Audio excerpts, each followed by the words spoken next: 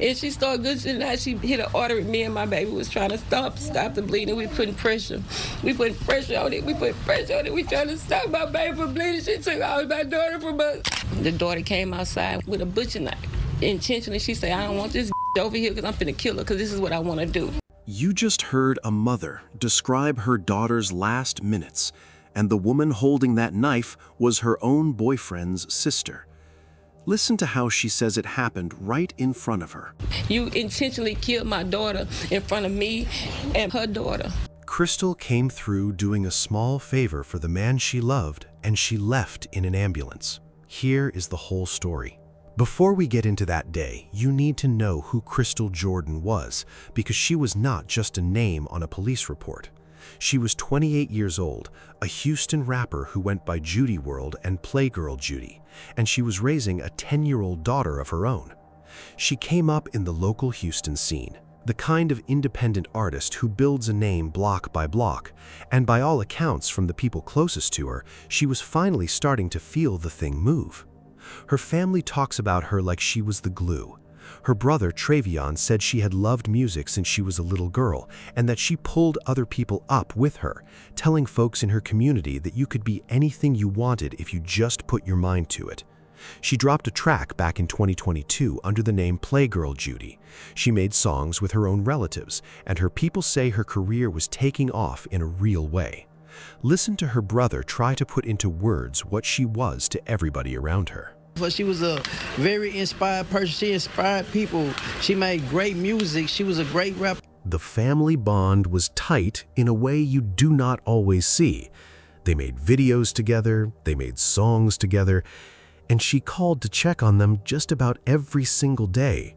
So losing her did not only take a rapper off the scene, it ripped a hole straight through the middle of a family. Hear her brother talk about what that closeness actually looked like. My sister, she was a really, really, really great person. That was like my best friend. We did everything together, like videos together.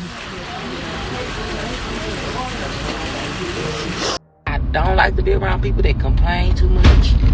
I don't like to be around people that's always getting on my fucking nerves. I don't like to be around people that don't got their own weed. I don't like to be around people that can't buy their own burger when we go get us something to eat. I don't like to be around people that always just got an attitude. I don't like to be around y'all. Y'all is not my energy. Y'all is not my vibe. Y'all need to stay at home.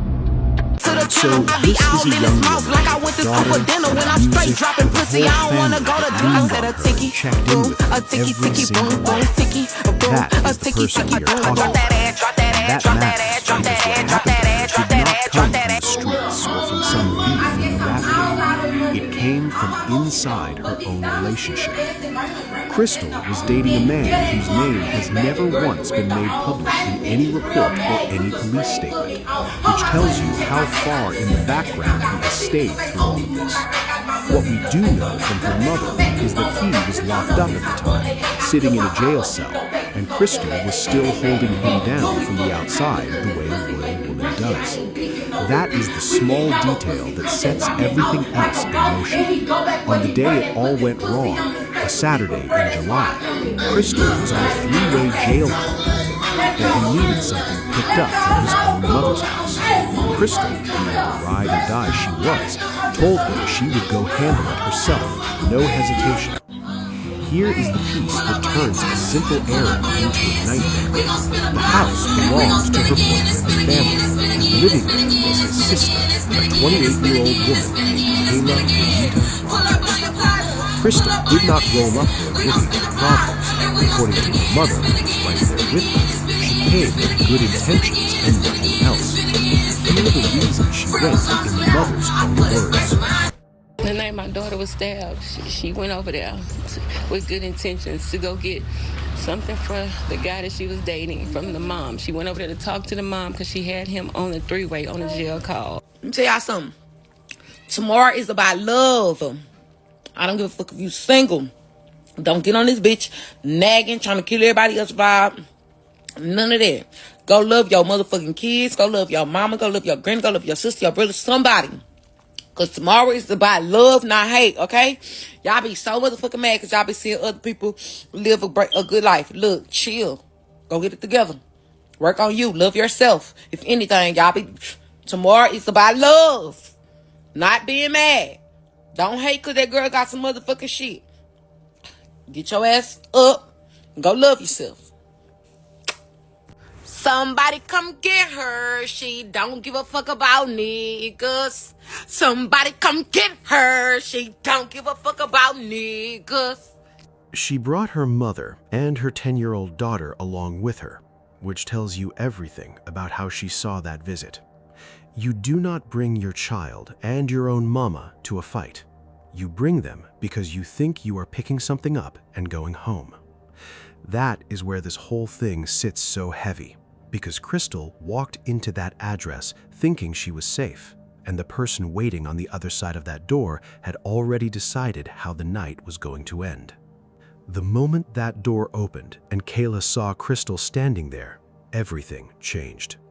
According to the mother, Kayla came outside carrying a butcher knife, and she was not quiet about what she planned to do with it. She said out loud in front of witnesses that she did not want Crystal there and that she was going to kill her. The mother did the only thing she could think of in that moment. She pulled out her phone and started recording because she could already feel where this was heading.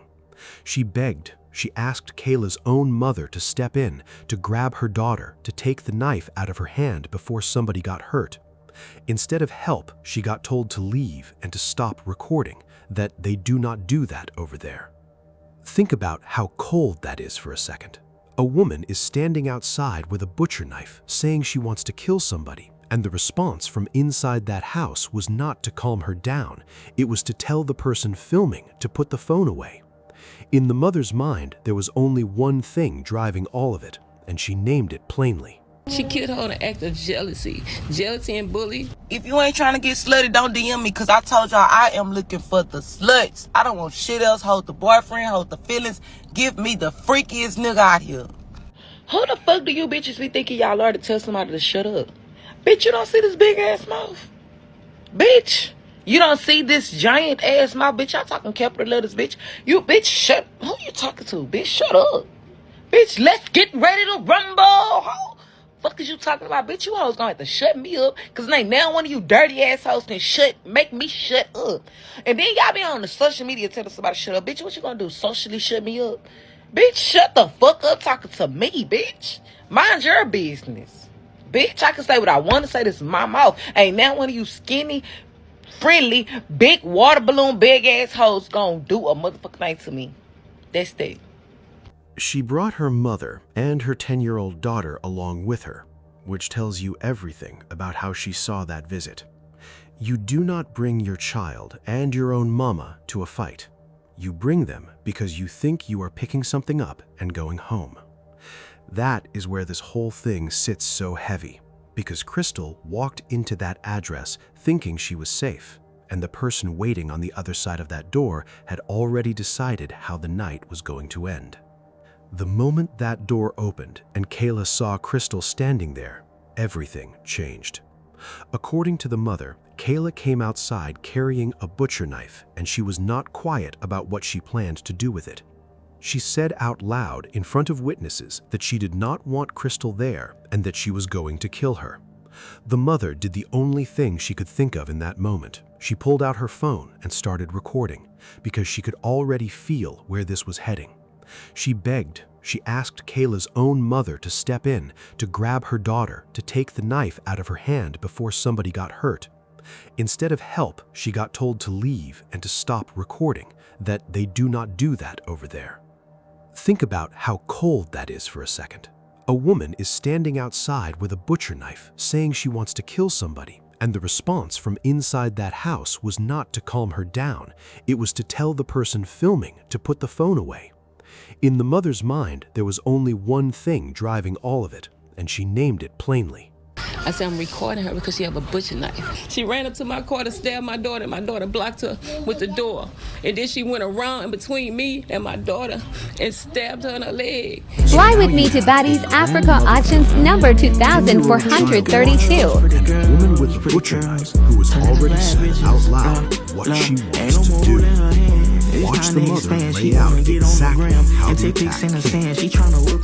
I just want to come on here right quick and say this. You got friends and they go out to eat and they go somewhere else and they don't invite you. They didn't want you to go. Don't ask them why you didn't invite me. They didn't want you to go. Okay?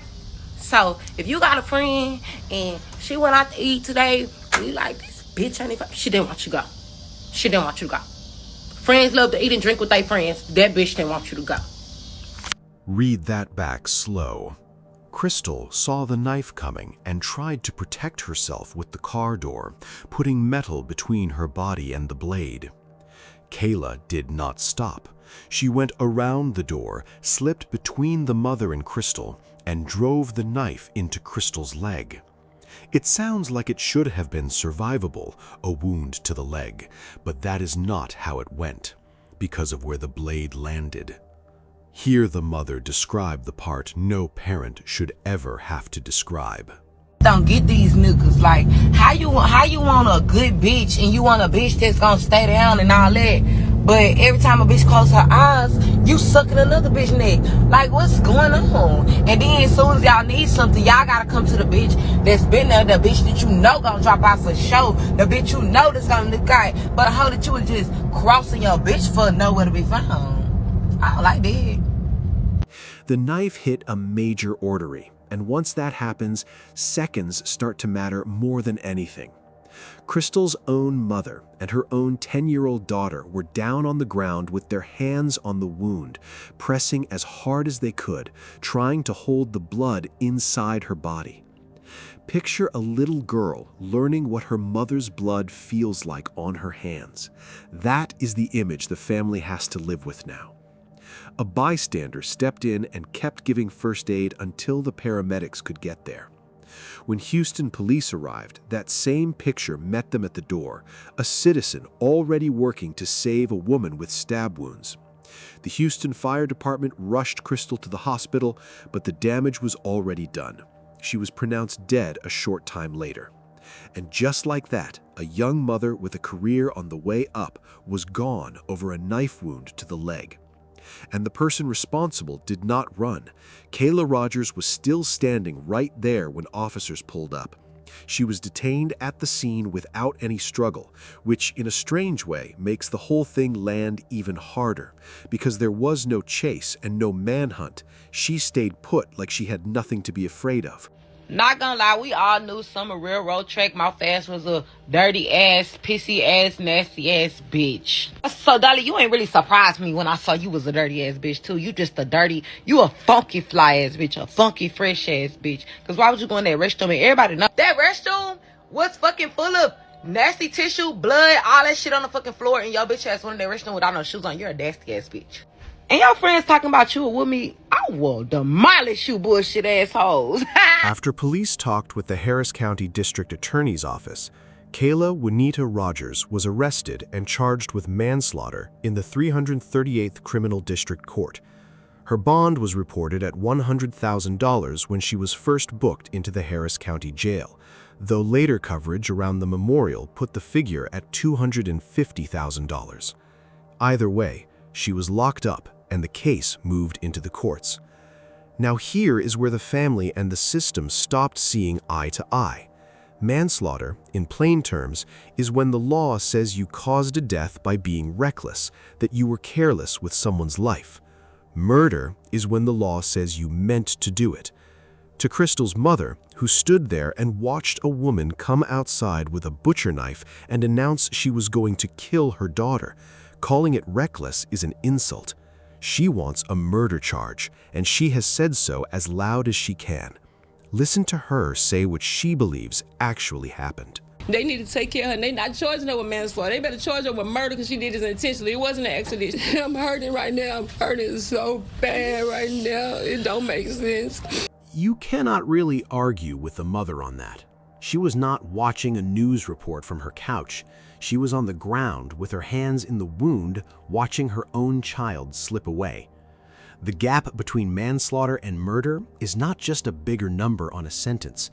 It is the difference between the law saying this was a careless accident and the law saying this woman meant to end Crystal's life. To the family, there is no gap at all. They watched intent walk out of that house holding a knife. And for now, that is where the case sits. Still early, still short on public court filings, with the family pushing hard for the charge to be raised, while the presumption of innocence still runs in Kayla's favor until a jury decides otherwise.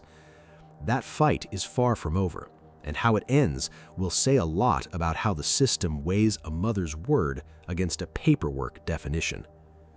While the courts move slow, the family has been left to carry everything at once: the grief and the bills and the child. Crystal's only sister, Kiara Walker, set up a GoFundMe to cover the funeral and to help take care of the 10-year-old daughter left behind. In it, she wrote that Crystal was taken from us in an unimaginable way. She was stabbed to death, leaving our family shattered and her 10-year-old daughter without her mother. By the middle of July, the page had pulled in around $7,800 toward a $10,000 goal, a lot of small donations from people who mostly knew her only through her music. And the love did not stop at the family. Fans flooded her page. Local artists spoke on her, and fellow Houston rapper Mana Leo publicly paid her respects. On a Friday not long after, the family held a balloon release for her at Crestmont Park. And standing there in the middle of all that pain, her mother asked the world for one simple thing. Watch her ask it.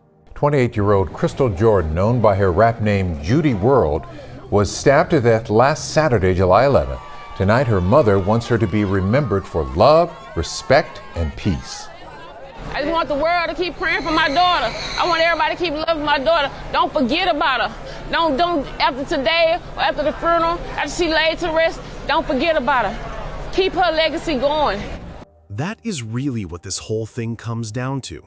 A young woman went to do a favor for a man she loved, brought her mama and her baby girl with her because she never once thought she was in danger, and she did not make it back home over something as small as a jealous grudge inside somebody else's family. There was no rap beef here, and no street war, and no long history of bad blood that anybody has been able to point to. Just a knife, a woman who had already made up her mind before Crystal ever stepped out the car, and a 10-year-old who now has to grow up carrying the memory of that day for the rest of her life. That little girl watched her mother bleed and helped press on the wound, and no fundraiser and no balloon release can ever hand that childhood back to her. Crystal Jordan wanted to be remembered for love, respect, and peace, and the least we can do is make sure her name does not fade the way her mother is afraid it will. Rest in peace to Judy World. If somebody you know is stuck loving a person whose family brings that kind of energy into their life, send them this, because the wrong house and the wrong grudge can turn deadly faster than anybody expects. Drop her name in the comments so the algorithm keeps her story moving.